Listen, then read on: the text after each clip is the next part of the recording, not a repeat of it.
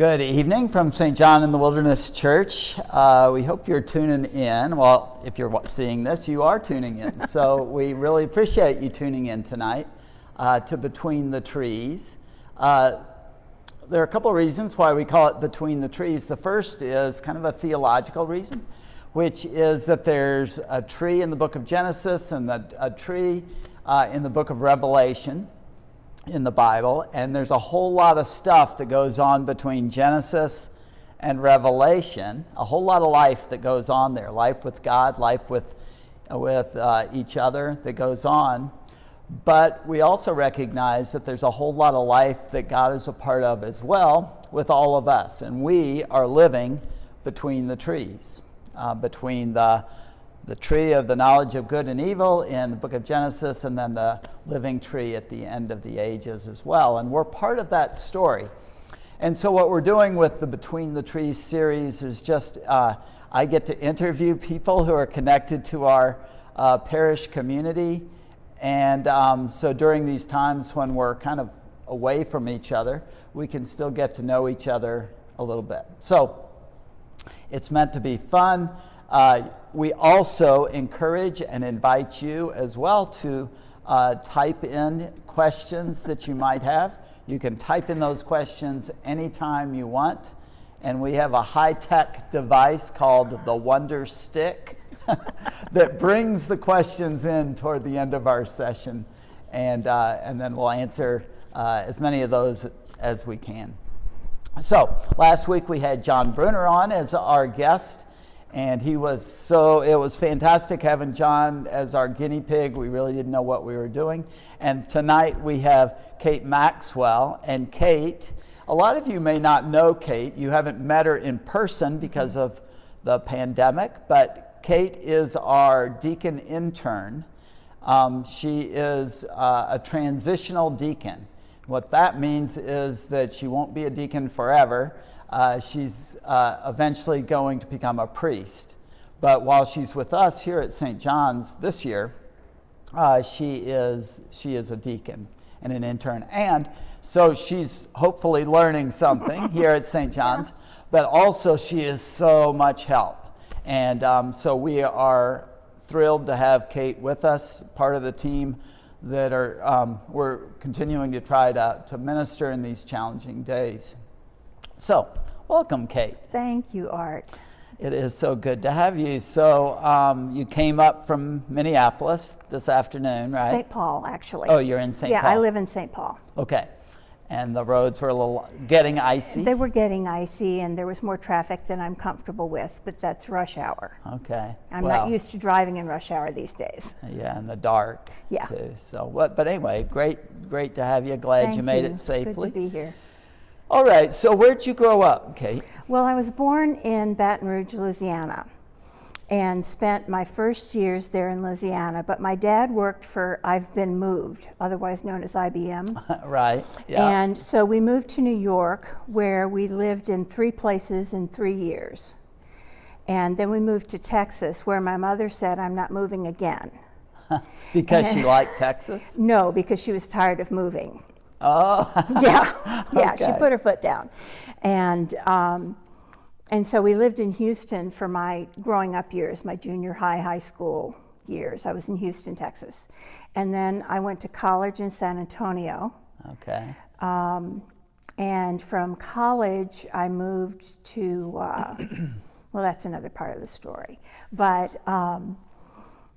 so I did most of my upbringing was in the South. Okay. Hot. Yes, wonderful. Oh, you like Wonderful. heat? Well, I like heat better than I like extreme cold and ice. You know what I tell people up here, because I'm from the South, but I tell people that I like to be warm in cold places. Oh, now that's a good thing to say.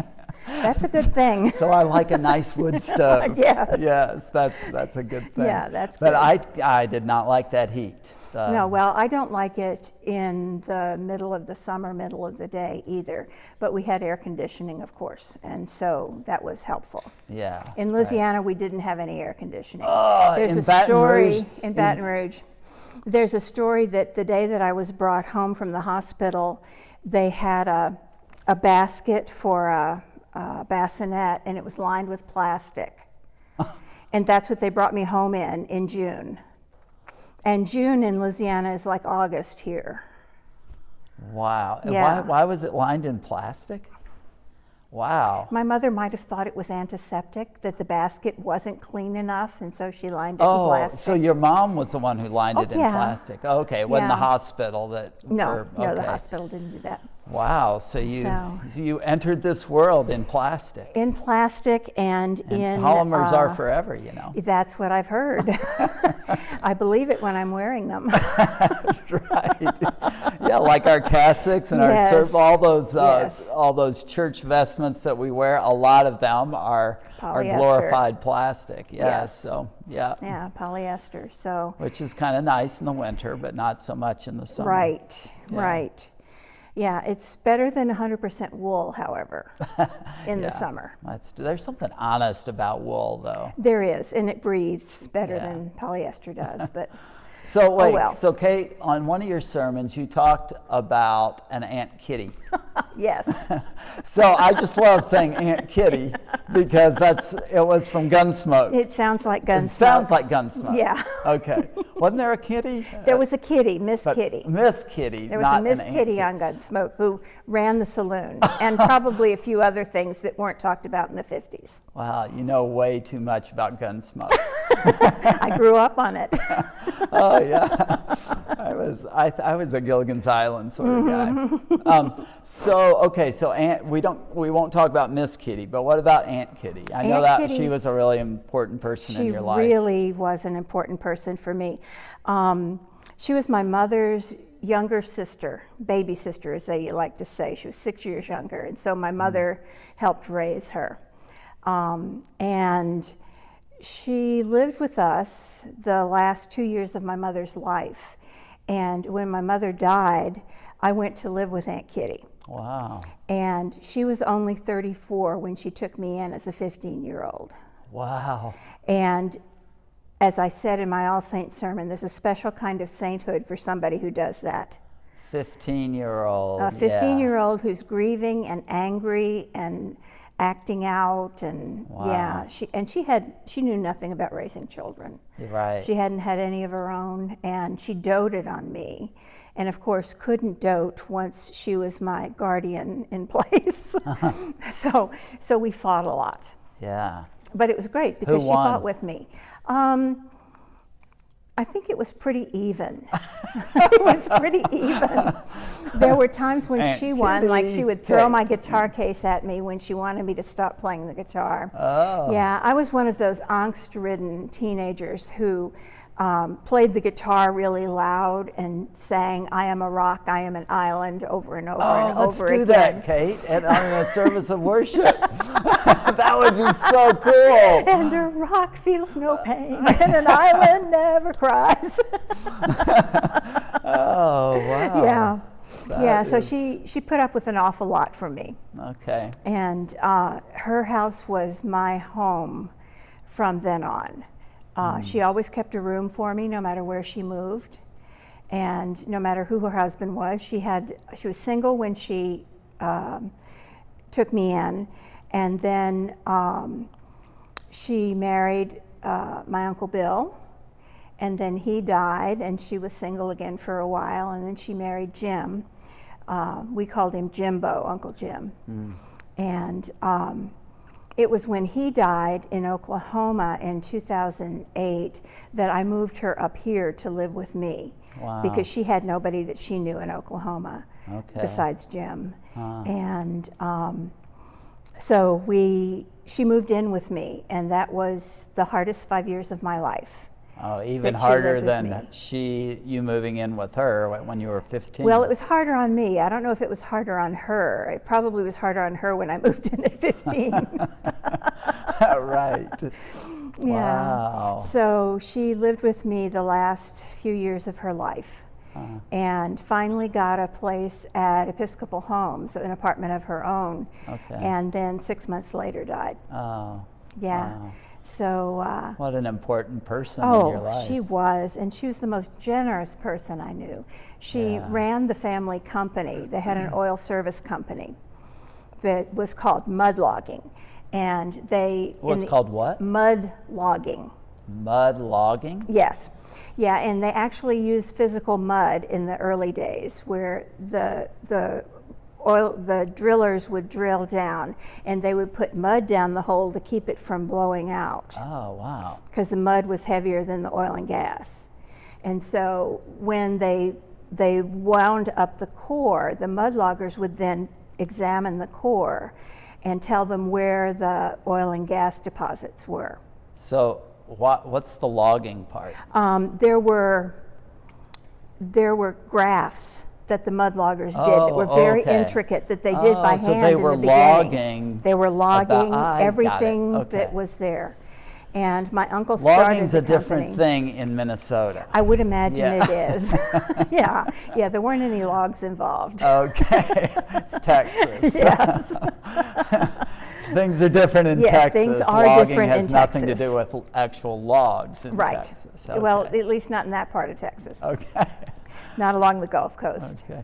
So then, so another very interesting thing about you that I don't know much about is that for some of your life, you've been a part of a religious community. Yes.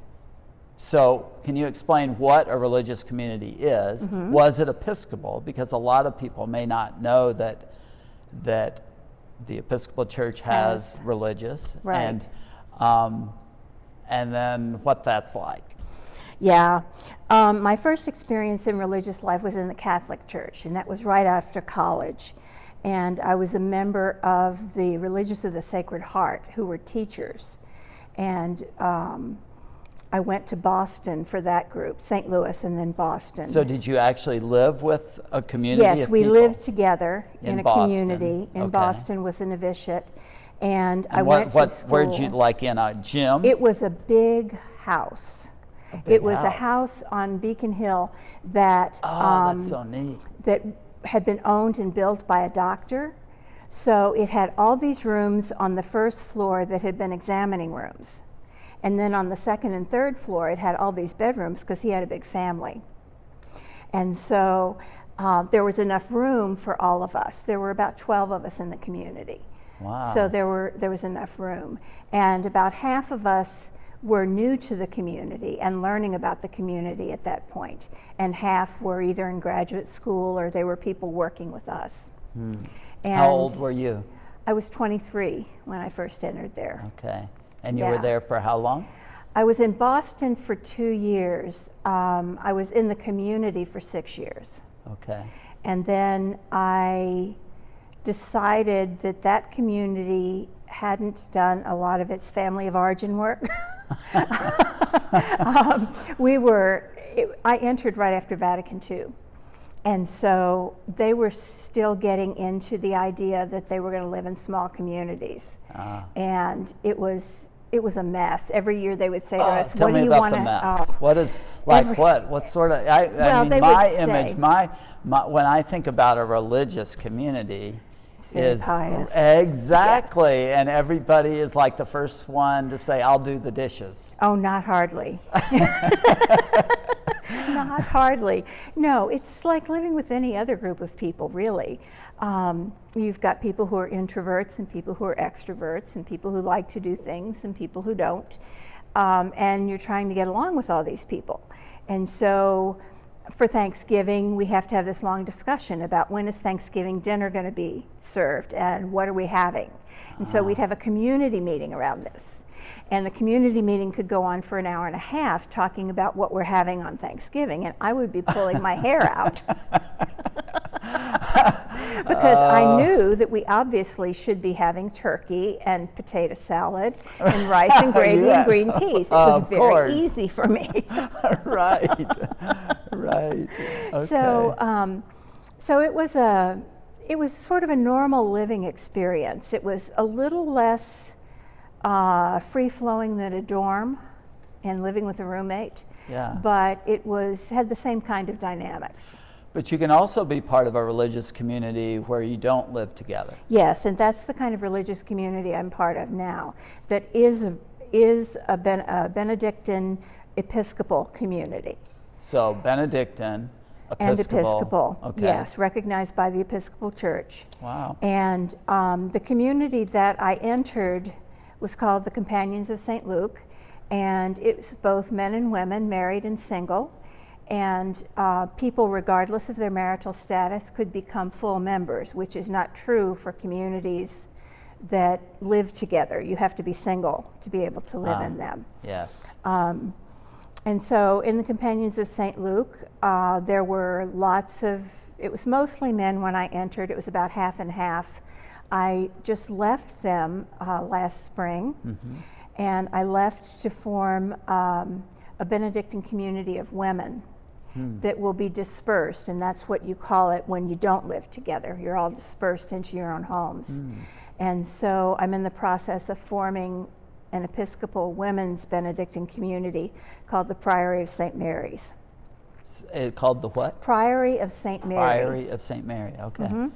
Yes. Wow, that's... And there are 2 other women who left at the same time I did, and we're working together to establish this new community. So Kate, I don't know how you have time to do everything. I know how much you do around here for us, and then you have this you're establishing a whole religious community too. It takes a lot of time. It does. And it's going to take time because it takes a lot of time. I've been doing a lot of writing this fall because we just put up, I think today or tomorrow, it's going live, is our Facebook page, which is our first online social media thing, which you have to have. And we'll be putting up a web page, website. Isn't that crazy? I mean, think back when you were in Boston. I remember when I was a priest, and I was very slow to get a cell phone, but I remember when I got a cell phone, and a young person looked at that and they're like, "They let you guys have a cell phone?" And that's kind of what I'm looking at you going, wow, they let the Priory of St. Mary have a Facebook page? You have to have a Facebook page and a website and Instagram and everything else. Wow. Because that's how people get to know who we are. Because we don't belong in one diocese. We're spread out over the whole U.S. and sometimes into other parts of the Anglican Communion. Right. So you've also been a part of a lot of parishes here in ECM. You've been here since what year? Did you move to Minnesota? 82, I think. And since that time, you've been a part of or involved with a lot of different parishes around here. And now St. John's is one more that you can stick in your quiver. And you've done probably everything there is to do in parish life, right? Except be a priest. Except be a priest, right, which is coming. I hope so. It has been a long time since that you've been discerning your call as a priest. Yes, I actually, when I first became an Episcopalian and I went to St. John the Baptist in the Linden Hills, Minneapolis, everybody thought I was going to go directly into discernment and become a priest because of who I was and what I did, because I had always done ministry in the church for my livelihood. And I knew that was not going to happen anytime soon, because my point of it was that I had to become an Episcopalian first and not be an ex-Catholic. And so I'm an Episcopalian now. Right.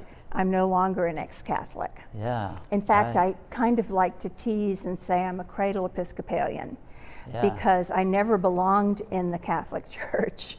Even in the 3rd grade, I was pushing the envelope and getting in trouble for asking questions during catechism class. So, Stump the priest sorts of questions. Well, yeah. So, with all the things that you've done in parish life, does it feel different to be a deacon? Yes. People respond to me differently now that I'm ordained. And I didn't think that was going to happen, and it has. In a good way or a bad way? Well, it's just different. I don't know that it's good or bad. There's more reticence around me among some people. There are a few people for whom it doesn't make any difference at all, my sister being the primary one. She is quite quick to tell me, just because you're ordained doesn't mean, you've got anything up on anybody. Right. She's very good for my humility. But there are other people who defer to me in conversation, and I find that uncomfortable. Right. Because I don't know any more after ordination than I knew before ordination. You know where at every time at Thanksgiving, we're coming up to Thanksgiving, and in my family, guess who always says the prayer? Yeah. Thanksgiving prayer. Yeah, that's It's been like, true for me ever since any time, because I'm the only really churched person in my family. Don't you think they could say the prayer once or twice? You would think. You would think. Well, when my sister and my nieces and my grandniece and I get together for holidays, my grandniece usually is the one who does the blessing. Oh, that's lovely. And it's something that she's learned at school, so she, you know, it's appropriately Unitarian Buddhist because that's what her parents are. Okay, Unitarian Buddhist. Yeah, so okay. it's sort of a reference to God and the goodness of creation. Oh, there you go. Thanksgiving for people and animals. Yeah, checking most of those boxes. Yeah. Yeah. Yeah. Good. So when so you usually wear a collar most of the time when I see you. Well, I don't know, not most of the time, half the time you're wearing a collar. When I'm here for liturgical events, I would wear it. Do you like it? I'm ambivalent. I'm ambivalent about it. There's a part of me that sees it as an important witness to say there are Christians among you, and it also can make me approachable by some people. I've had people come up to me and ask for prayer, or come up to me and say, "Can I talk to you for a minute?" Oh, yeah. And so it opens some doors and it closes other doors. Yeah.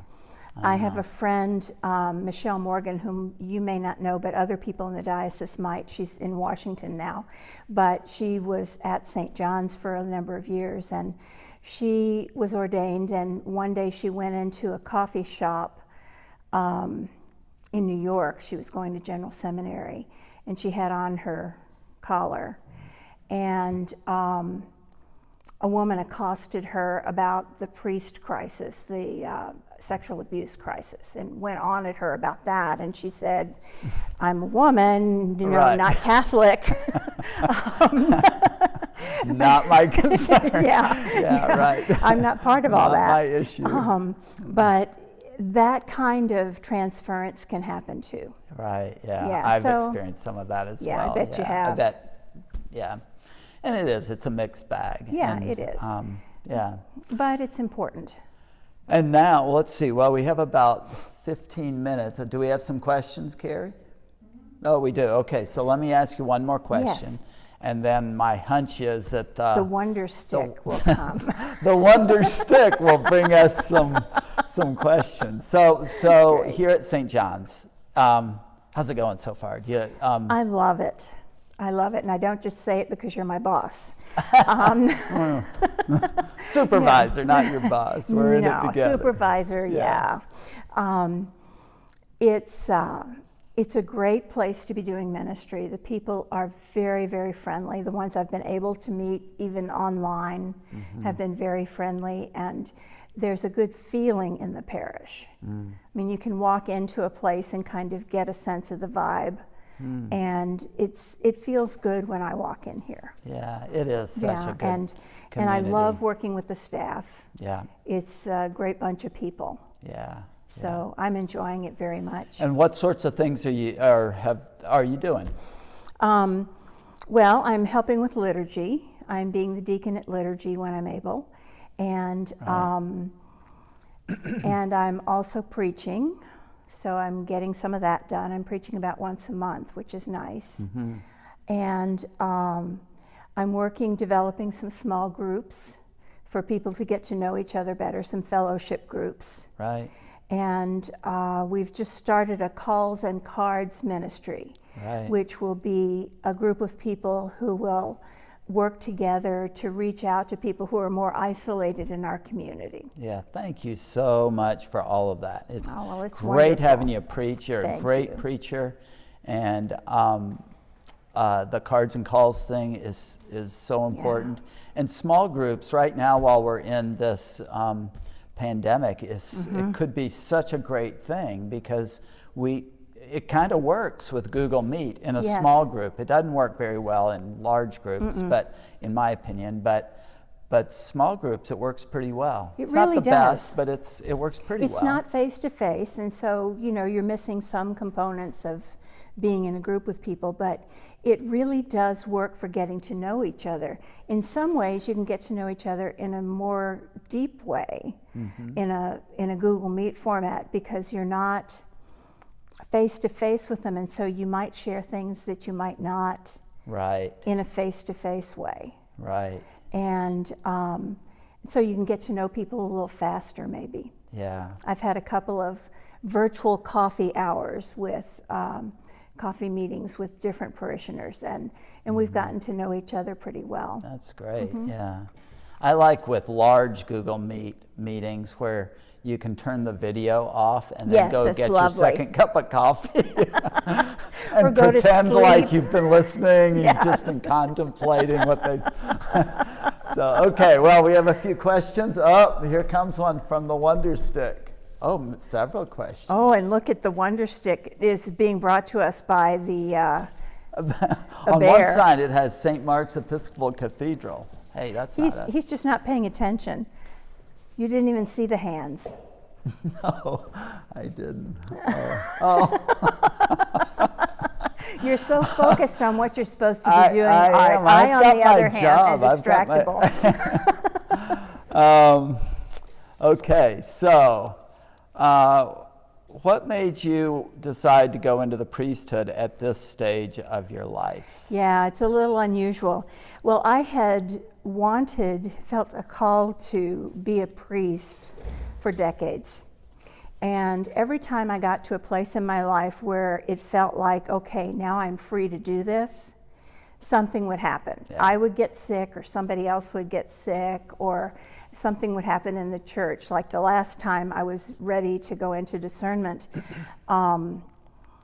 the diocese shut down the discernment process because we had a new bishop when Bishop Brian came, and he was redoing it, so they shut it down. And so it was like, okay, well, I guess now isn't the time. So I thought I had put it behind me, and that I was too old for this.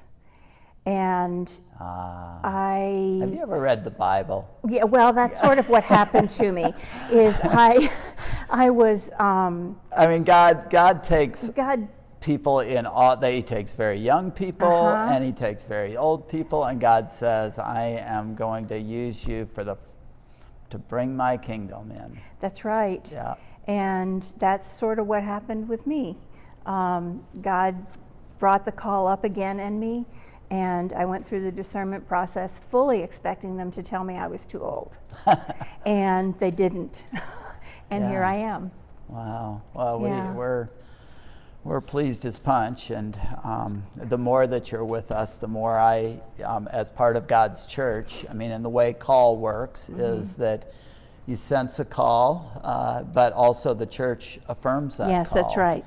And it's got to be both. And That's right. as one member of God's church, I want to say I'm sensing that your call is Thank you. strong and genuine as well. Thanks. Okay, do you have a favorite hobby? Yes, I like to read murder mysteries. Really? Yes, I read cozy murder mysteries. I don't like the blood and gore ones, but the cozy ones where the murder is sanitary and out of sight. Things like Dorothy Sayers and Oh, yeah. Miss Marple and P.D. James, those kinds of Okay. murder mysteries. Oh, those ones that were written like 60 years ago? Well, or- no, even modern ones, but they make cozy ones now that are set in English Is that villages. like an and official? it is. It's a genre It's in a the murder genre, mystery. cozy Murder mystery. mysteries. Yes, it's kind of a non sequitur, but That's something like what Roman Catholics call Episcopalians. You know, like Well, we yeah. are Catholic light. Yes, That's like I know. murder mystery light. yeah, it Cozy. is. Yeah. It is, but it's fun.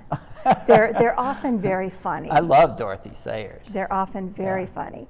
And Oh. when I was 23 and in that convent in Boston, I had a spiritual director who told me to stop reading what I was reading, because I was reading Teresa of Avila and John of the Cross and all of these real heavy spiritual writers, and I was extremely serious. And she told me to stop reading it and to start reading Dorothy Sayers for my spiritual reading. So I got hooked on murder mysteries. It's been a long time. Interesting. That's great. And that's one of those hobbies you can do in the middle of winter or in the middle of summer. Right. That's a great Minnesota hobby. It is. It is. Okay. What's your favorite thing to do as a deacon? It's sort of a toss-up between preaching and serving at the altar. I mean, you can preach as a layperson. I can, too. but it's... But you're doing it more now. I'm doing it more now. And preaching and serving at the table are really important to me. Yeah. It's kind of strange, isn't it, though?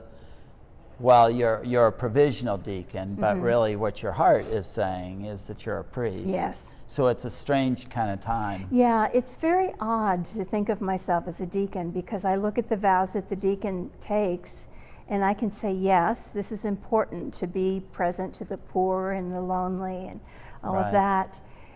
And yet that's not my primary call. Right. And that's why, I mean, I don't need to tell you this, or probably most of the people out here, but the different orders, none are better than the other. The bishop is not better than the layperson. It's just that we all are called to do different things and be different things in the body. Right. And it's one reason I'm so glad to be here, because you've got 2 deacons on staff. Right. And so I can see what a vocational deacon does. Right. And really affirm that ministry and affirm my own ministry by seeing how different it is from that ministry. Yeah, great. Okay, and let's see. The last one's not real. Do you have any more questions?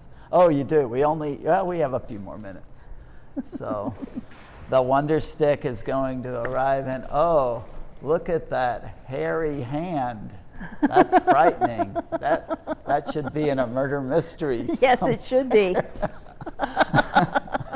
Okay, well, the wonder stick, and it's called a wonder stick because we're all wondering things about Kate Maxwell. It's like godly play. I wonder.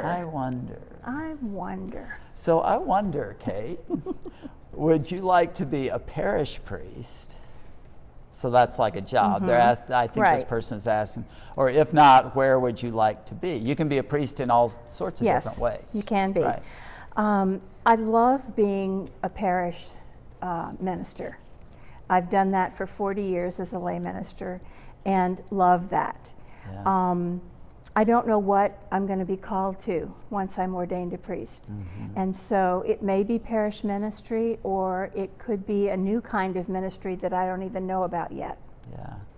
Parish is such a important thing, isn't it? I mean, it's this opportunity. You're talking and you're trying to live truth and beauty as a community. Yes. It's a beautiful thing to be a part of. And you're able to be with people on their spiritual journeys at very vulnerable times often. You know, you see people at births and marriages, and you see people in illness and death. You see people as they downsize. You see people buying their first house. You see people having their first children. It's a very it's a very intimate kind of call in some ways.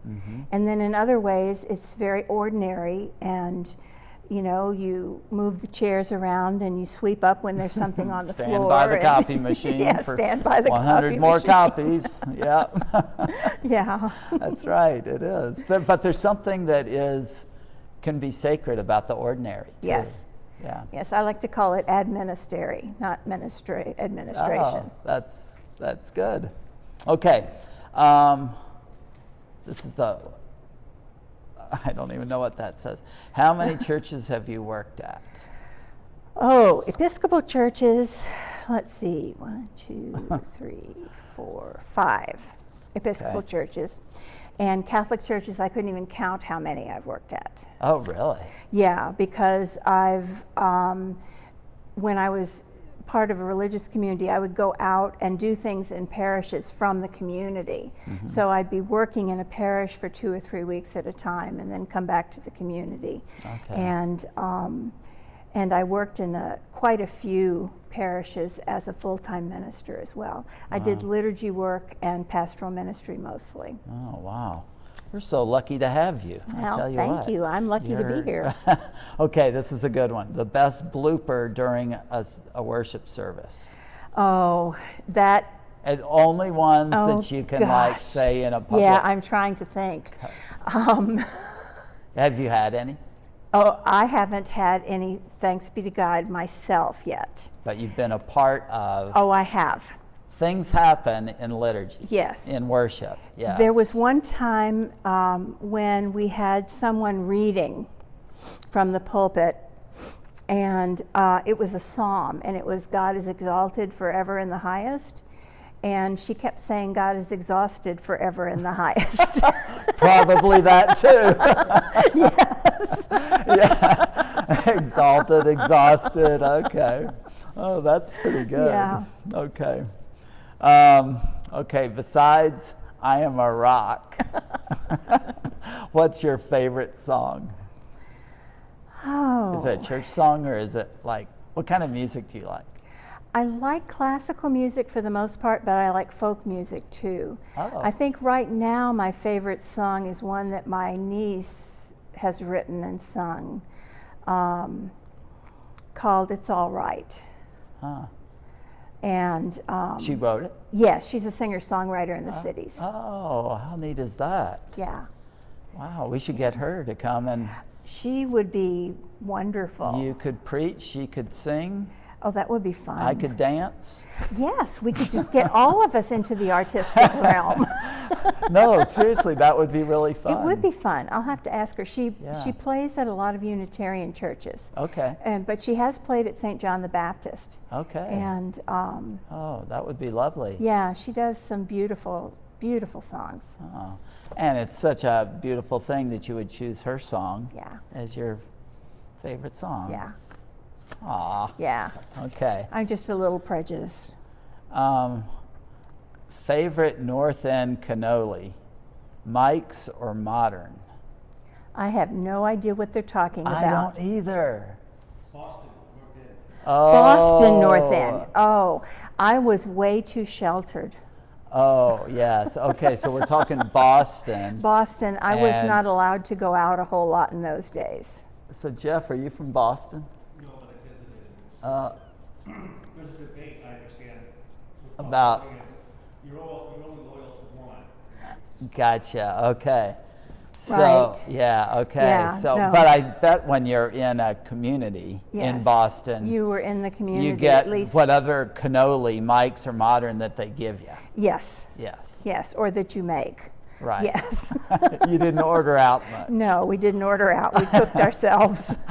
Okay, that was probably part of the routine. The Yes, daily it was. routine. Everybody took turns at everything.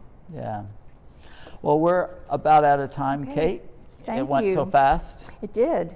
We're pleased as punch that you're with us here at St. John's, and thanks so much for Thanks. stepping up and being willing to be between the trees. Be between the trees, And yes. they're lovely, aren't and they? They are. I can feel the oxygen coming off of them. Yes, right, yes. We need to get them Oh, quickly dear. out into the sun. Yes, so that they can thrive. photosynthesize. Yeah, Yes. So, but thank you. Thanks, Art. And thank all of you for sending in questions and for being a part of the evening, for tuning in.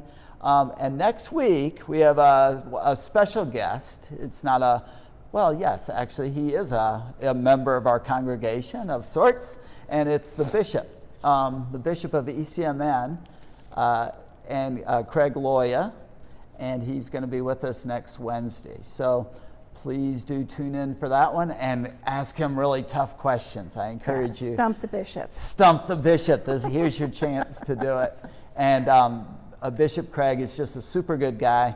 And so we're really looking forward to all of you learning a little bit more about him. Again, thanks so much for allowing us to be with you tonight. and have a lovely rest of your Wednesday evening. Bye-bye. Bye.